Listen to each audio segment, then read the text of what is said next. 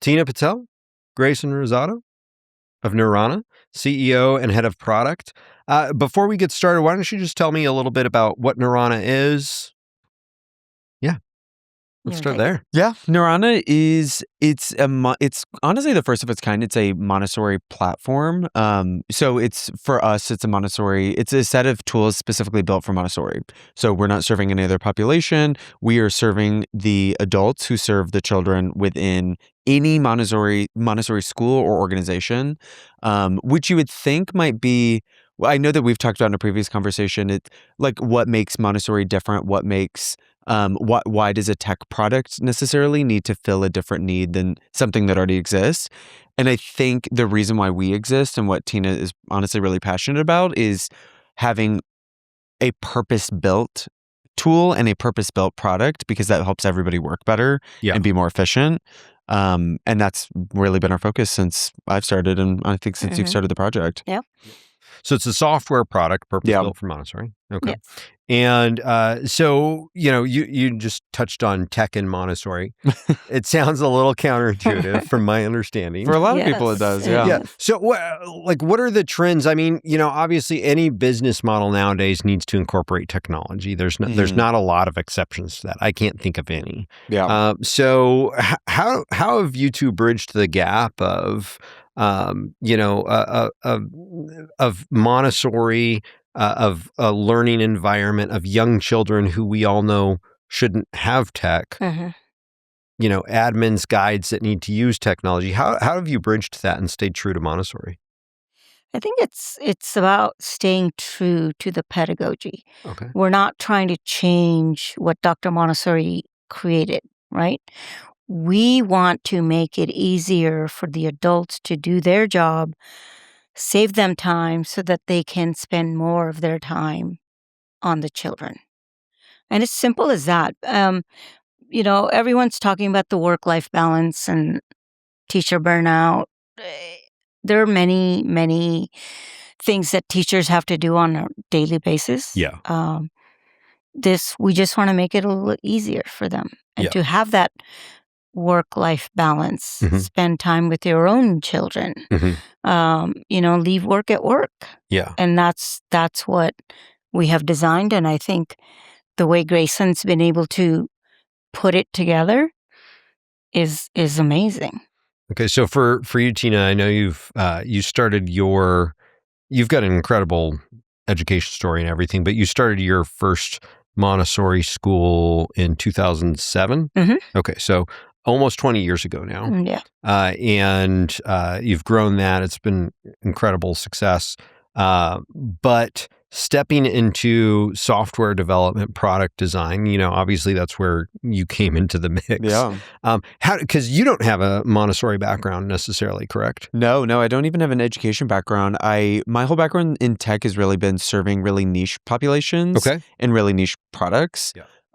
It's for me and for I think any designer, it's very fun to work in that space because you're handed a bunch of constraints and you have to get really creative within those constraints, which is funny and I think part of the reason why Tina and I and the product has like really worked well together is there's this saying in Montessori that it's freedom within limits. Design is the exact same thing. Tech is the exact same thing. And I think on a very fundamental level of how we solve problems, we actually approach them very similarly, even though I never came from Montessori. And you came into Montessori through your children and through education. And it's really refreshing. And I also think it's a very pragmatic way to solve problems because we're actually solving like the core of these problems, not necessarily symptoms. Sure. So for me, it's very fun because I've spent like my whole career doing that. Yeah. So Tina, how would you describe the problems that you're trying to solve with Nirvana? Where do we begin? Oh, wait, I was just going to say, that's a loaded question. I think over years, we Montessorians have just learned to make do with the tools that we've been given. And so if it means staying longer hours or coming in on the weekends just to get your job done because all of your files and papers and everything else is at office, that's what you're going to do. Sure. And I don't, and I still hear it from administrators, like, it doesn't really work for us well in that sense, but we figured it out. It works, but not the way we want it to work. Yeah. And so I think if I had to pick one top thing for your question, I think that would be it, is we make do with what was available. Even I did that. Yeah. 7, 8, 9 different software just to get my job done. Yeah. And I think that's ridiculous. And we shouldn't have to conform. Product should conform to us. It's like in architecture. I don't know if you know, I have an architecture background. Yeah. Form follows function. Yep. Yeah. Form should follow the way you live and how you want to, move about. Software should do the same thing. Sure. It should work for the way you need to work. Yeah. Yeah. That makes sense. You said this earlier, and honestly, to piggyback off of this, at the beginning, you had said that Montessori and tech, it's kind of, those sound at odds. Like they don't sound like they fit together. And I think that that's true because there's not tech that's truly been built for Montessori in this really intuitive, modern, proactive mindset. I think most software in general, and especially most software in this space, everything is reactive. It's you have to conform to the way that things are built. You have to conform to the way that things are designed. Yeah. And I think it's a very modern perspective, and I think it's kind of the only one that we can have.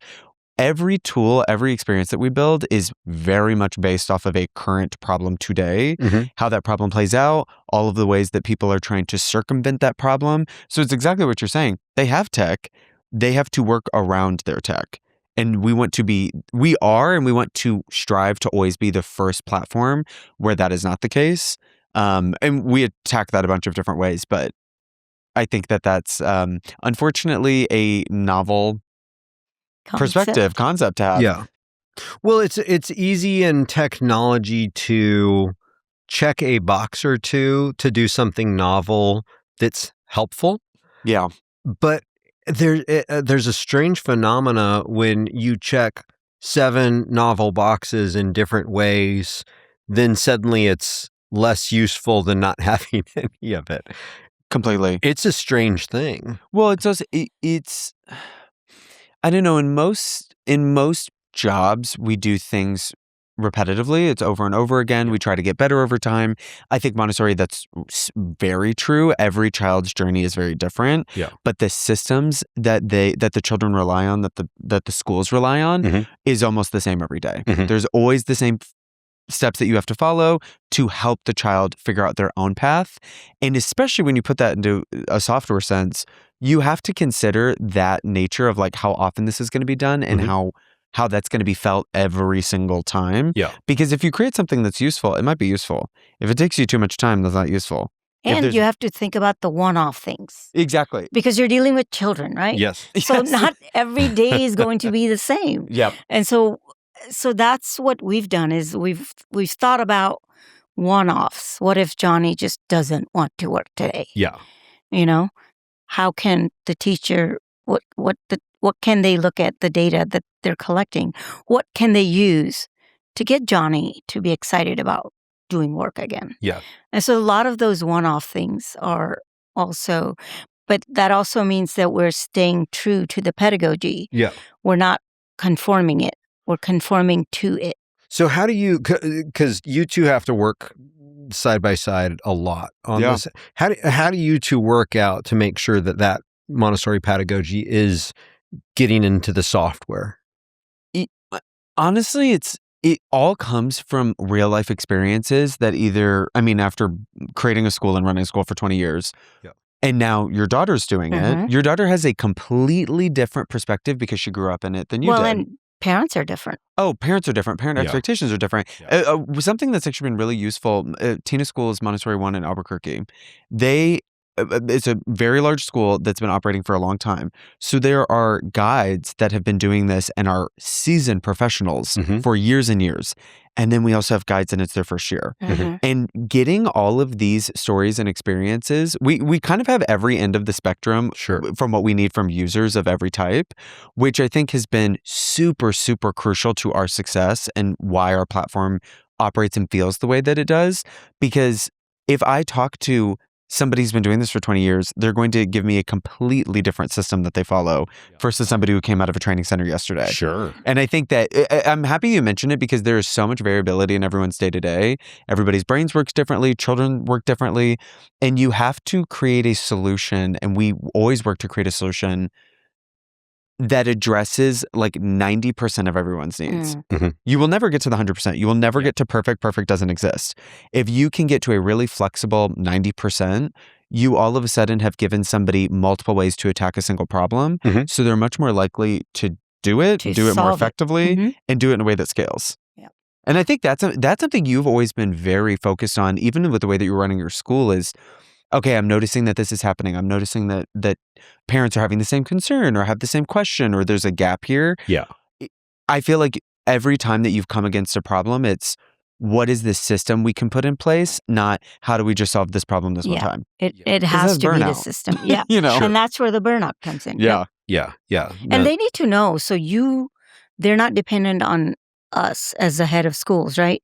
To make every decision. We're empowering them now to make the decision because they're trained, they're educated, they know. Oh, totally. You have to have autonomy. Yes. Yeah. And so this allows you to do that because it's your classroom.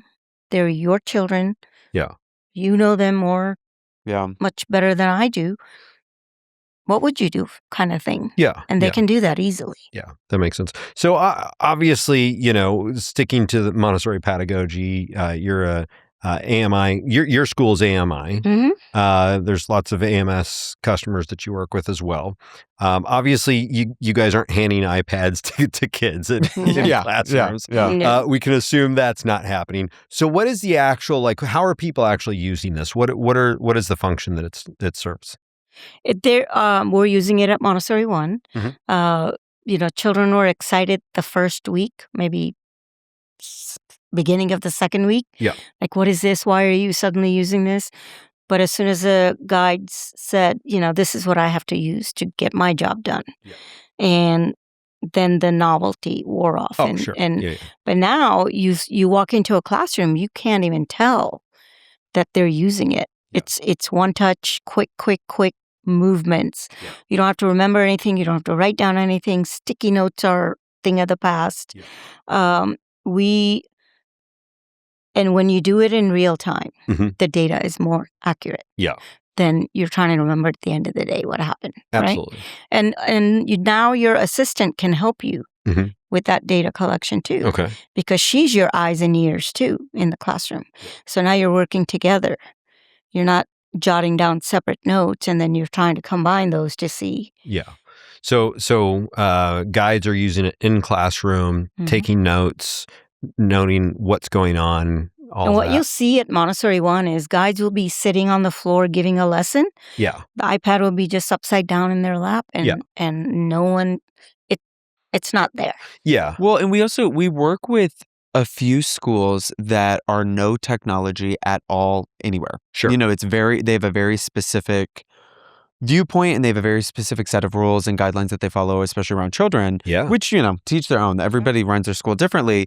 And what I've noticed with those clients, like with those schools that we work with, when you know that the system is going to be easy to use and you're going to get valuable data out of it and it's a safe place to store your data, it is, as long as you're able to update it relatively frequently, you get quite a lot of value. Because what we've learned, and honestly what I learned at the beginning when I was visiting schools and interviewing, so much context is lost in every educator's brain. Yeah. Every assistant, every admin, every guide.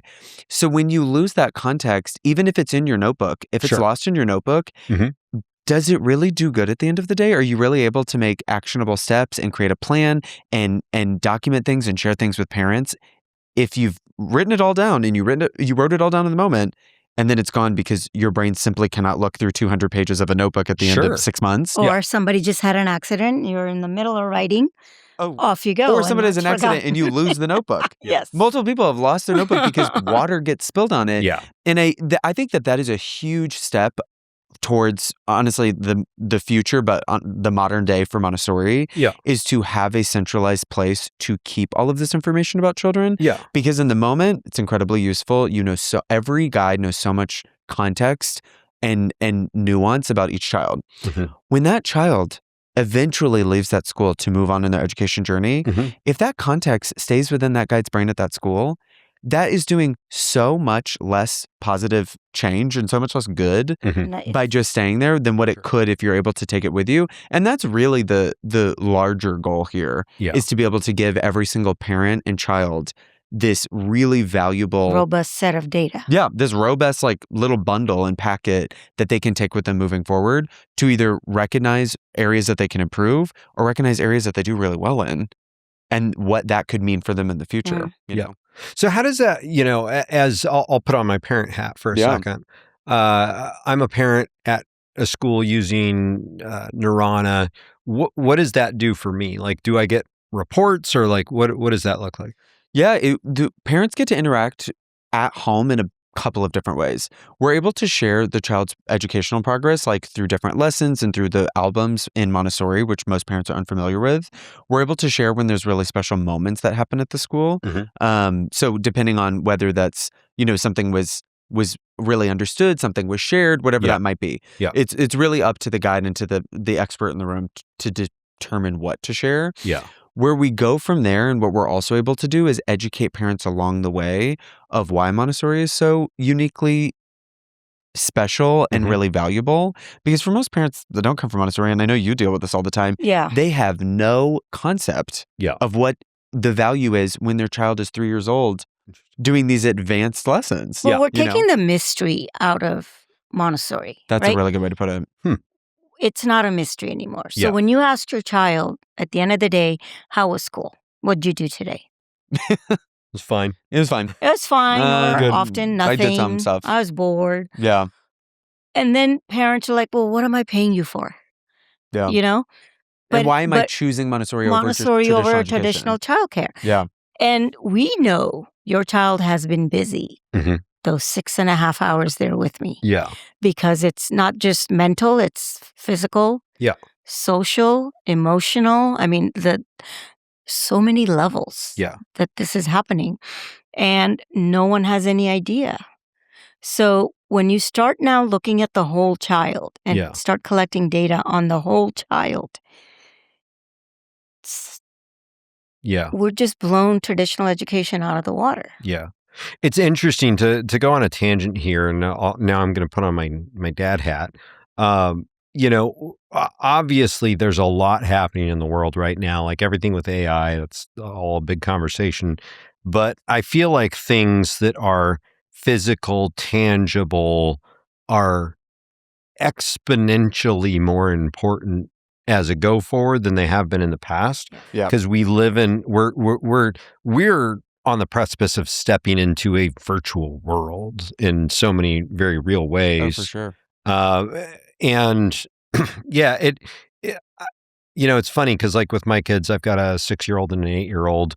By the time there's studies and all of the official reports, it's too late. My kids are out of college at that point. Yeah. Yes. In 10 years, when you find out what you did was right, that'll be good. Well, it's there's a lot of reports coming out right now on the negative impacts of high available screen time in education settings. Yeah. And right now we're seeing the first generation of children coming out of school with lower attention spans, like all this other stuff. And that's not a singular causal factor. Yeah. But it's just it feels like, and I know I'm preaching to the choir here, but it feels like Montessori is more important than it would have been in the past, even. Absolutely. We've talked about this a lot, actually. Montessori is in a it's like a centuries old pedagogy. You know what I mean? And in some ways, it has stayed true to where it had started, which is great. And in some ways, it hasn't adapted, which sometimes can be a problem. And what I've realized, especially being much newer to this space, obviously, than Tina, Montessori is so perfectly positioned for where the world is and where we're headed because it is kind of an insanely intentional system. Yeah. And traditional education, at least the education I went through in traditional public school, is a system that it did start intentional and people tried their hardest, but they're working against a system that has not evolved in 60 years. Yeah.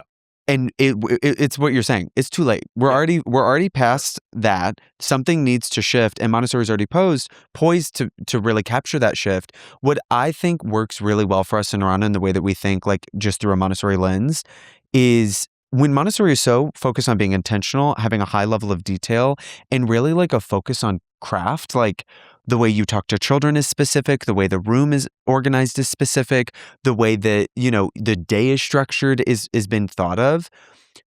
Translating that into technology with or without AI, just technology in general is actually a really easy translation because we're not having to update our internal systems to think really specifically and with a lot of care. That's already baked in. Yeah. So when you already have baked in all of this care and all this intention, all you have to do is make people's lives easier by making them tools that will work quickly and efficiently. And I think that that's something that we've honestly never struggled with as a company and as a team, because that core focus on efficiency is like baked into everyone that we serve. Yeah. So I'm going to be a little bit of the devil's advocate on this. Yeah. Because my fear with, you both know some of my opinions on technology. He does have a flip phone. Let's just. I think everyone should have a flip phone. Every time You're I'm never around gonna you. convince me of that. I'm telling you, like the term smartphone is antithetical to the reality of it. Honestly, that's true. Without getting on that tangent. Is true. Without getting on that tangent.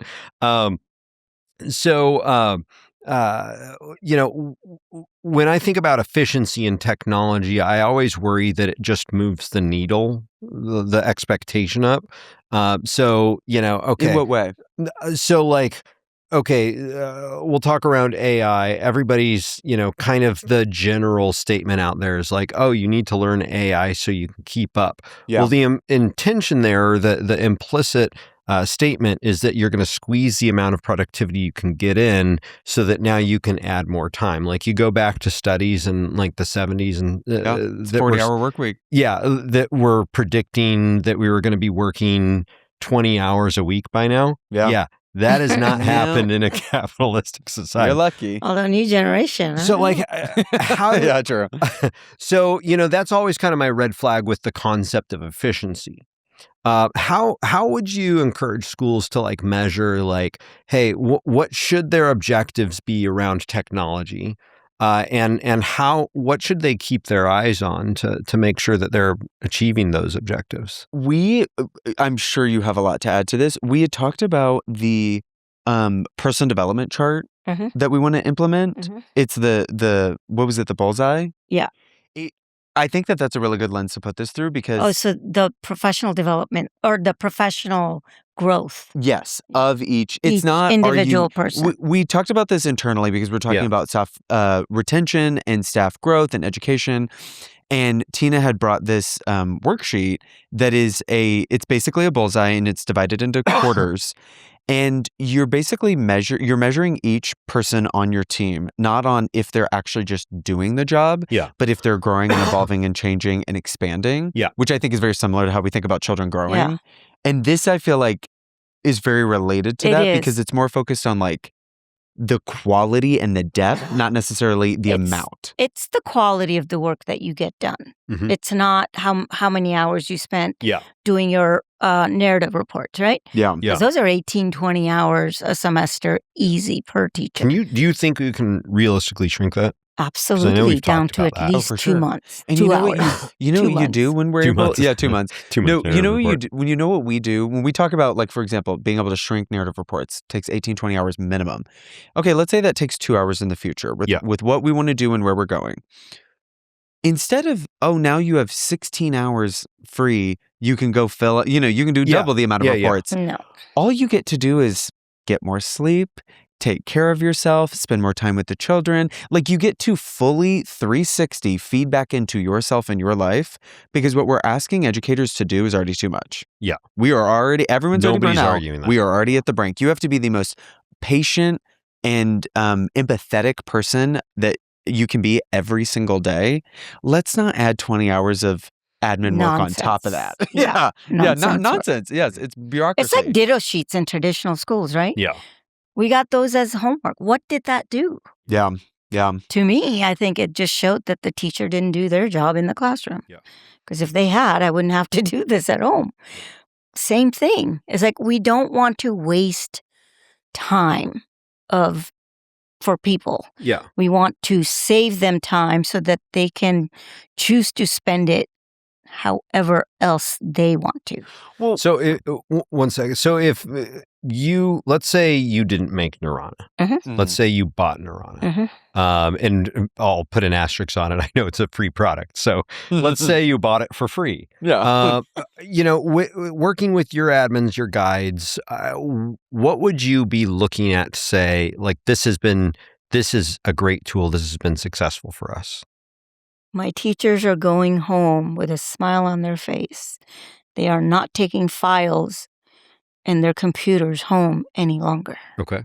Yeah. They're not. Work stays at work. Work stays at work. Their weekends are their own. When they leave the school at 4:00 in the afternoon, everything they need to get done is done. And should they have forgotten to do one thing, guess what? They come in to set up their classroom in the morning anyway. Yeah. It's easy to take care of that. But now we're not like, oh, I need to put all these notes together. I need to do lesson planning. Yeah. I need to, document the accident that happened or the incident that I noticed on the playground. Those are not on your own time now. They're done in real time. Yeah. And they're sent in real time so that parents get it as soon as, because one of the things is, why did you wait too long to call me? Yeah. Well, because we were working with your child. Sure. Yeah. That should be our first. Yeah. But parents, if they're upset, they don't get that. But if this report is done, we, iced it, bandaged, all good. Yeah. Sent. Yeah. Done. Yeah. So you don't have to go find the file to fill it out and then make copies and then put it in the cubby. Yeah. So. Okay. Well, and when we've been going to conferences and talking to so many guides and admin and assistants and associates, for years at this point, I have never heard a single one of them have an issue or complain about the amount of time that they get to spend with children. Yeah. That doesn't exist. What we hear about is the I want amount more of paperwork. No, it Less literally. kids. Less children. It's constantly the systems that they basically had to like duct tape together. Sure. It is constantly the time that they're spending outside of the classroom, and it is constantly, especially for admin, the amount of turnover they have because they're trying to get new, excited young guides educated and accredited or trained, and then into the school, and then immediately they're so excited, they're ready to go, and they're hit with a tidal wave of admin work that they were never trained to do and have no interest in doing. Well, they didn't get into this to do paperwork. No. They became teachers to teach, work with children. Yeah.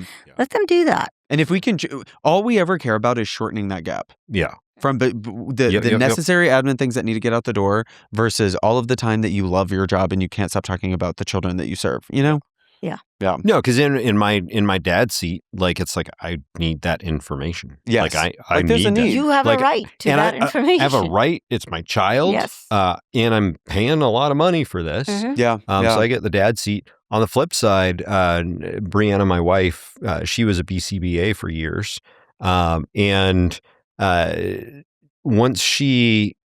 is nothing that sucked life out of her, And like paperwork. all of her paperwork.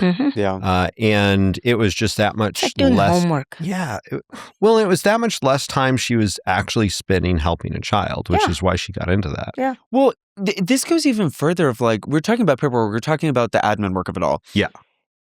The conversation would be completely different and everyone's relationship to this admin work would be different if it actually provided a tangible value or output. The majority of the time it doesn't because there's all these extra layers that get added. So it's not only can we help them do this admin work faster, but can we make it more impactful for the time they actually do spend? Yeah. So that way, when a parent does get the report in the email, they know it is high quality information delivered at the right time. And it's easy for them to come and ask questions and everybody's informed. Yeah. Instead of, oh, I read through 5 reports and I've now figured out what's going on. Sure. It's like, no, we're not going to waste your time. You're not going to waste our time. we're with your children. That's all. It's such an easy thing to measure against for us because you have the cutest 4-year-old in front of you that wants your attention. Sure. So it's kind of like, are you looking at the iPad or are you looking at the 4-year-old? Yeah. And if you're spending too much time with the iPad, that's not your child. Yeah. We know that there's a room for improvement there. Yeah. Yeah. That makes a lot of sense. How do you, is there any way to measure the effectiveness of that? Is there any way to step back and say like, yeah, this is working for the school or it's not? Yes. Retention rate is a big one. Yeah. Happy parents will stay in school. Referrals are coming in. We have a wait list now into next July. Okay. For the first time. Yeah. In 20 years that we've been open. That's awesome. Yeah. And we're retaining all of our third-year primary students. Yeah. And then the number of students that are going from primary into our elementary is also high. Interesting. Because parents now realize the level at which their children are working. Yeah. They're doing multiplications, divisions, fractions. Yeah. At age 4.5. So what is the next logical step? Are you going to put them in a kindergarten where they're doing ABCs and 1, 2, 3s, or you want to keep them going? Yeah. So things like that. It's the organic, he mentioned educating the parents. We're organically educating parents. We're not saying come to a parent hour and we'll teach you about Montessori. Here's the 7 benefits of Montessori. Correct. Yeah. This is what your child did today. This is what skills he is developing. Here's where he's going to go next, and it's going to lead to these skills in the future. Yeah. And at the same time, it's through that conversation and through that really natural education, especially with parents, you are also propping up your school, your staff, your guide as the expert in the room, which I think is something that can get lost so easily with educational tech in general. Yeah. When everything is so easy to access at any time of the day, you expect to have access to it 24/7, and it completely removes any barrier of it removes any identification of like who is the expert, who has the education, who is the one that should be leading this conversation. Yeah. And I think that that's something that we think about quite often is what is this relationship when we share this information? What do we expect back? How can we meet everyone's needs while still maintaining a level of professionalism and a level of almost a bubble for each child in each classroom to operate within that bubble while still letting parents like be a part of the journey. Yeah. And I think teachers in general are afraid to have that tough conversation with parents. Now, if you have supporting documents, supporting data, you can be more confident, say, this is what I'm seeing. I'm not labeling your child. Sure. But this is what we've seen in the last 2 weeks or last month or whatever. So we're trying to, and then the conversation becomes, can you keep an eye on it at home and let me know if it happens at home too? Yeah. So now you're working together to help the child. And so you're bridging the home and school. Well, and capturing those facts. I mean, facts are such a important thing. Facts are facts. It's so well, and that's the thing. We all know. We all have context. I mean, you've said it so many times. When a child walks in the room, you know everything about them. You know exactly what's going on. You know what kind of day it's going to be. You do need evidence, proof, facts to back up these things that you're noticing over time, especially when it's a growth opportunity, especially when it might be something that might need extra attention. Yeah. That's where it's really important to say, hey, we notice this, we care, and here's some examples so that way we can work together instead of this like hand slapping feeling of like, I can't tell you specifically, but I know something's happening. Sure. That kills every single conversation, and that doesn't put the guide in a position of authority and expertise. Yeah. Which is what they need. They are the experts. Yeah. Let them be. No, that makes sense. There's a great book that I love, Crucial Conversations. Yes. Yeah. Have you read that one? You guys both. It's so hard because we're never taught this. Yeah. We're not. So how do you expect to do well in an environment that is incredibly caring and incredibly vulnerable? Yeah. and personal with your children. Yeah. You Well, know? and children there are most Value. important, most valuable, most critical value. And it's so important not to make it a us versus them. Yeah. The admins or guides versus the parents or children, and just be able to say, hey, here's what's happening factually. Yeah. This is what we need to collaborate on. That's awesome. Now, Tina, I know you've got a broader vision. We laugh because you've got Which broader vision? Which one? A big vision. But how do you? Okay, so the things I know Neurana does. There's the classroom. You're getting the information, the notes, all everything that's going on there. Summarize that. Give information to parents. I know there's administrative things. There's billing. All of these things. How do you tie it? And I'm more ideating here, but like tie all that information together to create something bigger than, hey, here's notes for your kid. Yeah. Yeah. I think Neurana is a start to the data collection that I've been talking about. Yeah. And the way we've designed Neurana is the data follows the child. Mm-hmm. So either parent can own it, or the next Neurana school can own it or have it. But it always is about that one child.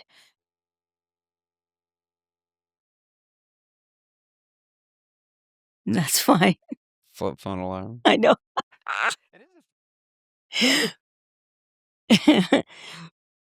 Do you want to re-ask that question? So it's easy to edit. Yeah, I can edit that out. Yeah.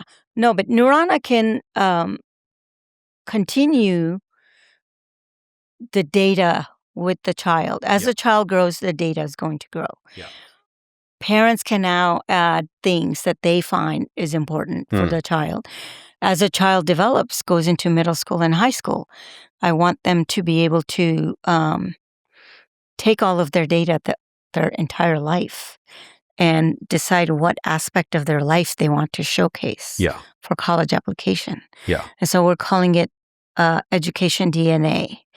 And those are our DNA portfolios. Okay. And that's something that parents will have access to then? Absolutely. Okay. And without getting too deep on the technical side, because I'm just genuinely curious, how do you protect that data and kind of move that along without, exposing that data to where it shouldn't be shown? I think we follow. If you look at a child, I think we follow a similar feeling of how you would, I don't know, keep a child physically safe. If you look at a child and you look at everything that they are and everybody and the person that they're becoming, that is in essence your little bundle of data within Neurana. That's how we see it. That's how we've structured our system. Okay. So as that child grows, as that bundle of data grows, it's owned by the child, it's owned by the parents, so that way they can actually make the actual decision of where they want to go or what they want to add or what they want to get out of it. On a technical level, it's all very secure, it's all encrypted, it's all very safe. Yeah. And that honestly should be the standard and it should be the baseline. And it isn't always, but it should be. I think what actually gets really interesting is right now, we're really focused on serving these schools so that way they can start to collect this really high quality information about children in a way that can actually be used in the future. The next step of this larger plan is, okay, at what point do parents come in and at what do they start to add? Okay. Because you have two lives of the child. Yeah. You've got their school and you've got their home. These two worlds need to communicate and be connected a bit more. It makes at Montessori 1, when parents are really participating and able to add, you can tell.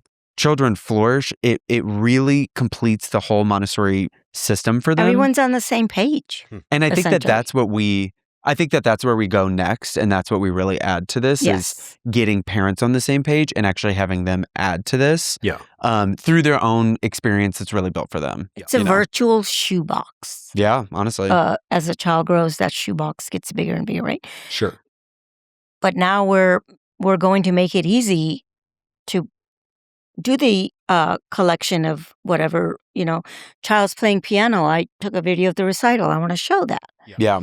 Because in the future, if AI is to become what we all think it is, it's going to become nearly impossible to tell if this is AI or if this is a real child's work. Sure. And Yeah. that's where I'm going is we want to preserve everything about the real child so no one can question their ability.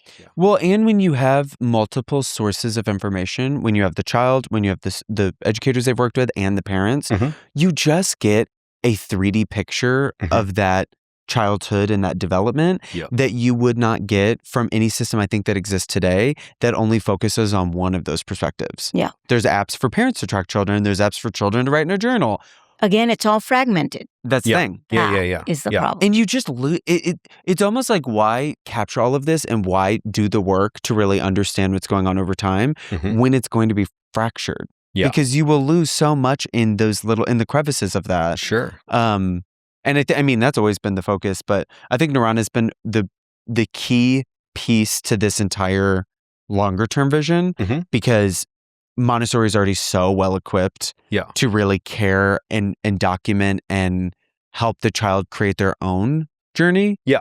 And what will be next, honestly, is okay, now the child's in high school, how do they continue to create their own journey and how do they do that in like a really structured, healthy way? Yeah. And the current college application process does not work. Yeah. It does not. You're still years away from it, but trust me. Yeah. It is the most stressful time for the entire family. It's not just a child who's applying. It's a family stress event. Yeah. So I want to turn that on its head. Instead of child applying to 5, 6, 7 different colleges, why can't the colleges come to the child? Yeah.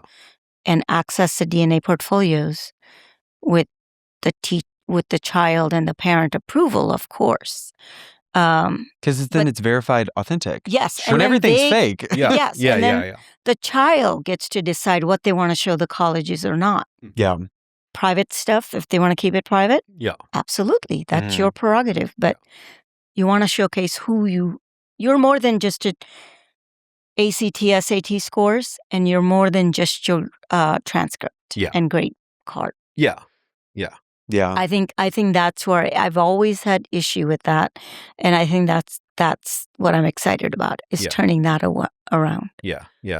That's lovely. Well, and I mean, human life is so much more than your test scores. Yes. And, I mean, so much of education. And one essay cannot tell you what my child is. No. None of that can tell you. Yeah. Well, and most education now is just so hyper focused on language, math, science, which are really important. There's more important. to every single child than so much a two-dimensional. I don't know. Youth education is a really good example in like college applications of it's been worked into a very rigid system that removes quite a lot about every person by design. Yeah.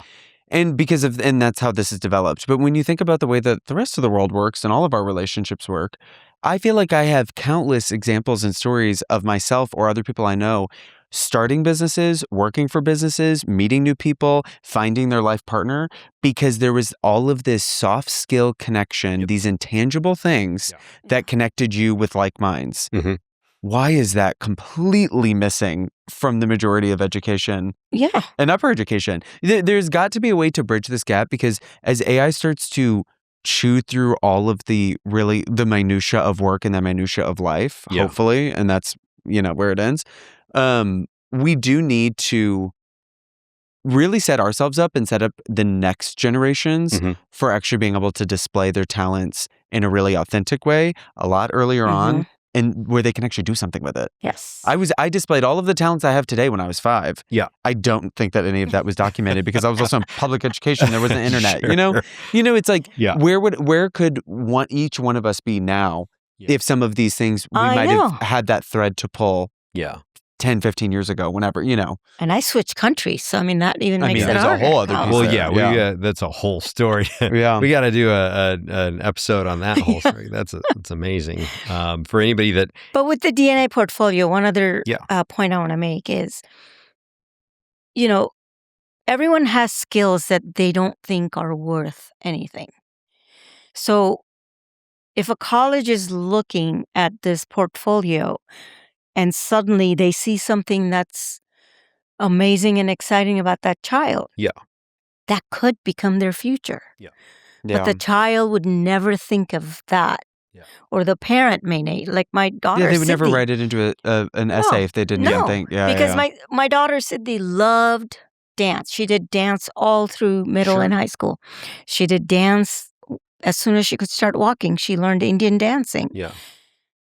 It never dawned on her or me that could be her professional career. Yeah. But if there were like 4 or 5 things, some art school can say, have you considered this aspect of, something? Yeah. Well, it's like, my daughter, Jubilee, she's an amputee. And as we've stepped into the world of prosthetics, like, in life, you get into these worlds that you never thought you'd be part of. Yeah. But like, holy cow, like anatomy plus engineering plus art, because that's all an art form. Yes. And then it's like, psychology. Who are the kids that have those skills? Because honestly, my wife started getting exposed to that world, and she's like, "How did I not get into this? Right. Because this is like all of my major stuff mixed together, and the dots were just never connected." Right. Well, I feel like if we look back at this conversation, hopefully, let's say in 10 years, it might be 20 years. Yeah. The idea that we go, if you choose to go to upper education, if you choose to go to a college, or you choose to get even a certificate or a trade school, it's all really focused on like a specific bucket. Sure. And at least my college experience, and I think most, is like, you major in one thing. Yeah. Yet you have done all of these things within your major to like break that system and like create your own little world. Yeah. I think it will look really outdated in 20 years when we go, I studied fine arts. And they're like, just fine art? Sure. Not business as well. Like, because that's, nobody, I don't think anybody in the world exists in just one tiny little bucket. Yeah. And I think that that's what Montessori already does, just by design, for 100 years. So if we can help that transition, and so everybody who's coming through Montessori, everybody who uses Nirvana, can then start to take that thinking and that type of development into the rest of their lives outside of Montessori, I'm sure that that's probably where your ultimate vision is the world would be Montessori in a way. Whole world needs to be Montessori. But it already is. You know what I mean? Yeah. We're already there. Everything's already... everybody personalizes their own experience against the structure that exists. Yeah. Like we're all just fighting the man in one way or another. Yeah. And I think education's rife for disruption. I think so. And this is the way that we can really exemplify how that could actually work differently. Yeah. But in order to be a, what do you call it? Destruction? A disruptor. Disruptor. Yeah, maybe not a disruptor. A destroyer. In order to be a disruptor, though, you need to have free time on your hand. Absolutely. And data. And data to do that. Yeah. Because otherwise you're just an idiot spitting nonsense, right? Yeah. So we do need to get wrapped up here, but I do want to touch on, I know when it comes to Nirvana, I've worked with you guys a lot, and I know you made the transition a little bit ago to make this a free product. Mm-hmm. I've also worked with a lot of free products that then I get the upsell for later.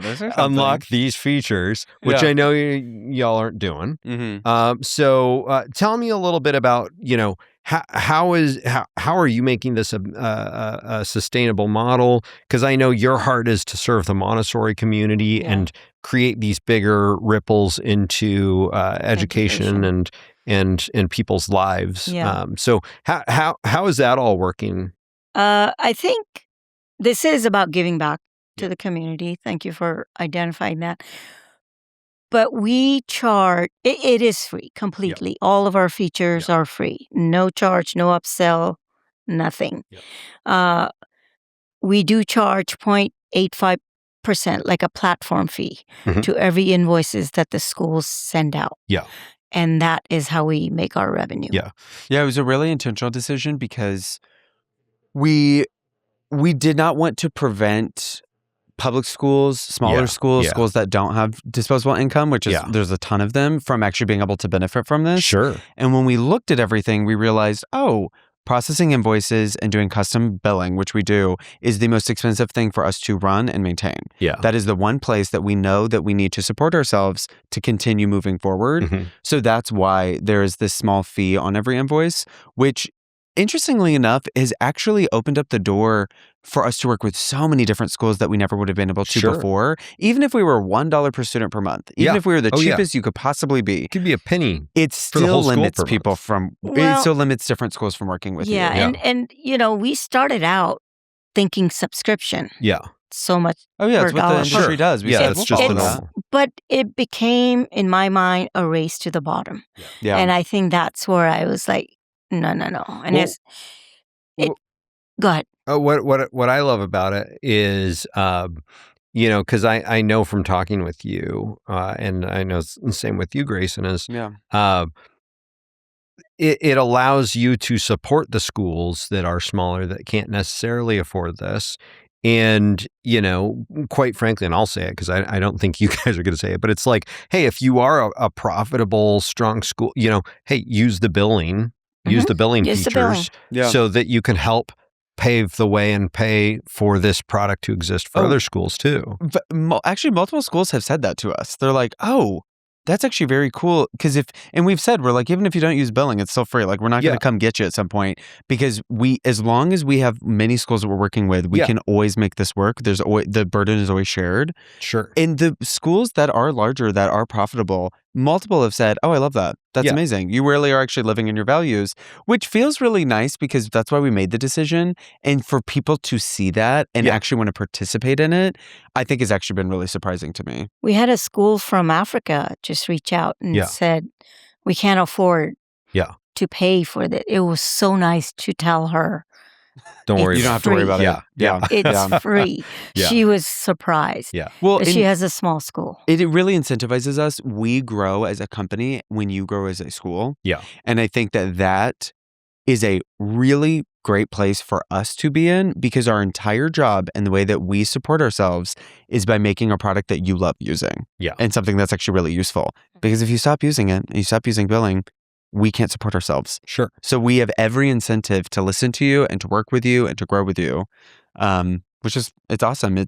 We look at like our next 10-year plan, and every single piece of that plan is focused on supporting schools in even more and more and deeper ways. Yeah. It's not like, oh, in year 5, let's monetize in a crazy way. Which in turn supports the child. Yeah. Which healthy schools can do better for children. You got to be healthy. Yeah, love it.